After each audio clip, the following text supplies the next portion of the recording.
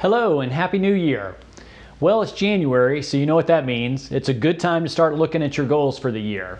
I'm always looking at my goals, trying to improve my personal life and also my personal injury law firm.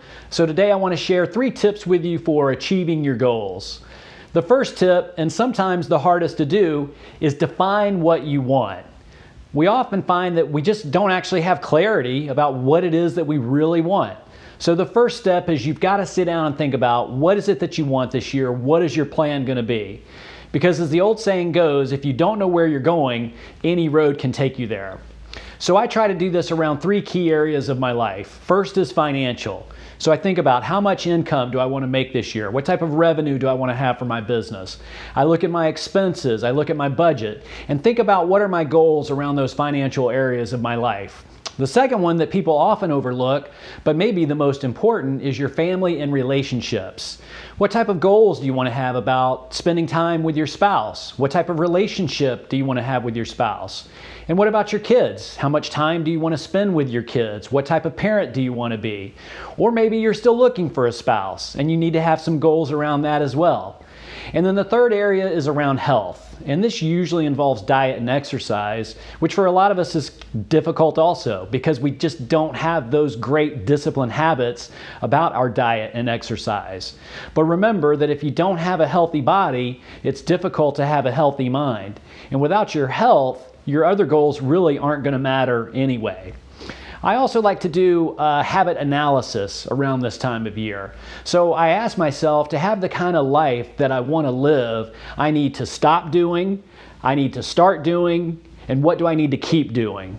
So there's always things that in our life that are bad habits. Maybe those are the things we need to work on and correct. And if you have some good habits, some things that are working for you, we'll stack some other good habits on top of those good habits that you've already got. And now that you've done this analysis and you figured out what it is you want to work on this year, you're ready for tip number 2, which is create a plan to achieve your goals.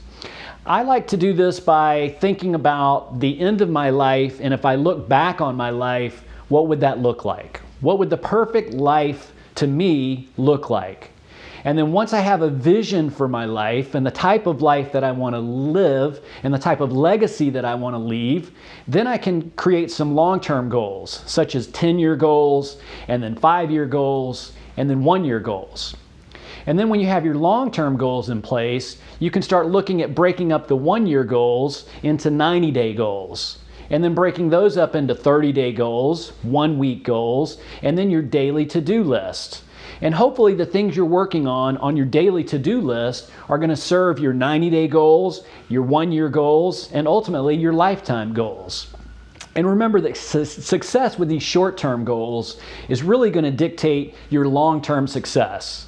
If you're not getting traction with your 90-day goals, it's going to be really hard to accomplish those lifetime goals that you've set for yourself. Another suggestion I have is a great book I just read, Atomic Habits by James Clear. And the book reminds us that although goals are great for planning, systems are better for getting results. Let me give you an example. Every football team that starts out the year, they all want to win a championship, right? That's the goal of every team. The problem is the winners and the losers both have the same goal. So the goal in and of itself isn't enough to get you there. You've got to have the systems in place to help you achieve the goal. Let me give you another example. Let's say you want to learn how to play the guitar this year. That's your goal. But if you have a system in place to practice 5 minutes a day, 5 days a week, well, because of that system, if you follow it, you're going to learn to play the guitar. So the system is better at getting results than just stating what the goal is. And even if you didn't have the goal, if you kept the system in place, you'd achieve it anyway.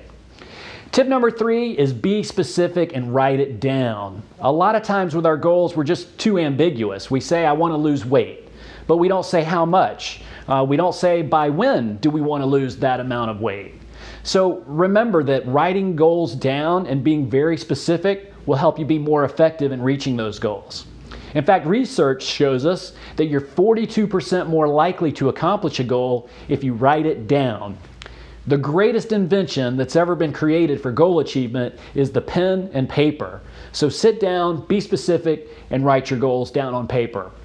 And one easy way to do this, and we always talk about SMART goals, but just a very simple statement you can use, is that I will accomplish blank, the goal, by blank, the deadline. And with this simple statement for all of your goals, you'll have a deadline in place which will help you have that sense of urgency and also help you know when you've reached the finish line. And to get even greater results, find an accountability partner, maybe a coworker or a friend or even your spouse, and sit down frequently and review your goals, measure your success, and then always celebrate your wins.